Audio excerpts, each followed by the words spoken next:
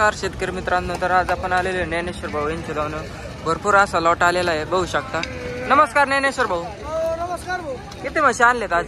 आज आपल्याकडे 10 म्हशी होत्या भाऊ, 4 म्हशी विकल्या, 6 म्हशी राहिल्या। 10 म्हशी होत्या, 4 म्हशी विकल्या, हो 6 म्हशी राहिल्या। बरं काय किमतीत दिल्यावर त्या? त्या म्हशी एक म्हशी त्याची 90,000 दिली, बाकीच्या म्हशी लाख सव्वा लाखाची भावाने दिल्या। आम्हाला यांच्याबद्दल काही माहिती भीती देता का थोडीफार? त्या बघ काय लिटर दूध देते बरं ही म्हैस?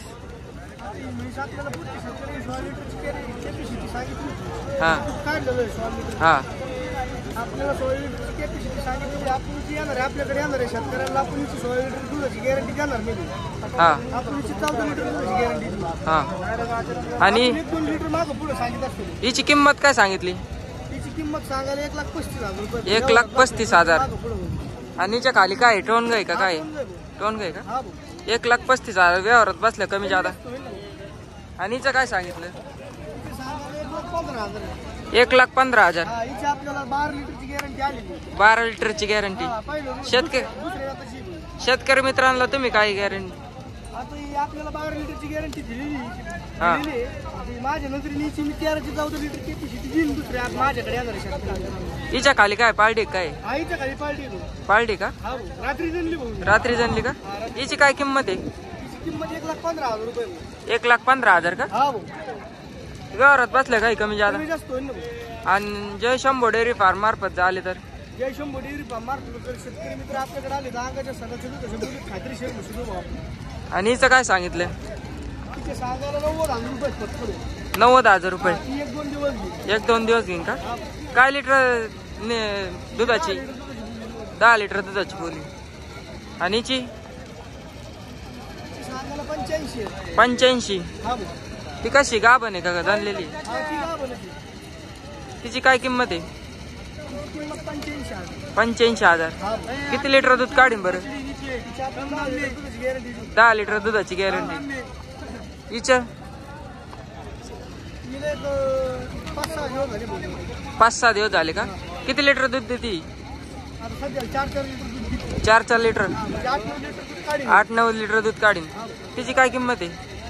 80,000 रुपये। 10-5,000 रुपये माग होईल। आणि शेतकरी मित्रांची फसवणूक होऊ नये म्हणून काय बरं काय काय असतं? खोड काय असते म्हशीची? आता घोडा अशी असते। हा आता घोडचं नाही दुसरा असं आहे। हा हा हा समोरच्या म्हशीला मग वाक्य हा आता ते शेतकरी मित्रांना माहित नसलं एखादी म्हशी हा ते वाक कसा ओळखायचा? हा म्हैस जर असं मागं पाय जर फिकीत असली, तुम्हाला 1 मिनिट दाखवते 1 मिनिट ती म्हैस सोडा असतो ना। हा सोडा। बरं एवढी म्हैस सोड रे भाऊ, एवढी म्हैस सोड। वाचाचा प्रकार असा असतो भाऊ। हा आता ही जी म्हैस आहे हा या म्हशीचा पाय आपल्याला असं दिसतो, पण ह्यो पाय जर म्हैस जर फिकीत असली असं माग फेकीत असली तर मग हिला वात आलं ही वाच येतो समजायचा। हा आणि मायांग कसं असं तिचं जे मायांग जर मोठं असलं ना, हा मायांग जर मोठं असलं तर ह्या म्हशी तर मग अंग पडत असं समजायचं। असं समजायचं। हा आता हे कसं सध्याला सेफ आहे, हा म्हणजे इथं सध्याला अंग नाही पडत। हा पण ज्या म्हशीचं अंग जर पडत असलं त्या म्हशीचं मायांग मोठं असतं। मोठं असतं का? हा असा विषय असतो। तुमचा कॉन्टॅक्ट नंबर सांगा बरं। माझा कॉन्टॅक्ट नंबर 9156073002। बघू शकता शेतकरी मित्रांनो, ज्यांना कोणाला म्हशी खरेदी करायच्या असतील तर ज्ञानेश्वर भाऊ यांना संपर्क साधा। भरपूर अशा म्हशी आणतात ते, एकदम टॉप क्वालिटीच्या उचापुऱ्या मापाच्या। तुमचं नाव सांगा पूर्ण।